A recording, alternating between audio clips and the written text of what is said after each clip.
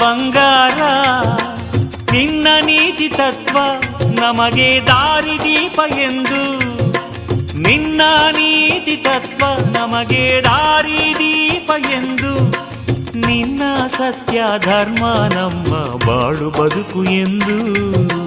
ಗುಡ್ಡ ಬೆಟ್ಟವೆಲ್ಲ ತಿರುಗಿ ಒಡ್ಡ ಗುಡ್ಡರೊಡನೆ ಬೆರೆತು ದುಷ್ಟರನ್ನು ಬಗ್ಗು ಬಡಿದ ದುಂಡು ಮಾದೇವು, ದುಷ್ಟರನ್ನು ಬಗ್ಗು ಬಡಿದ ದುಂಡು ಮಾದೇವು.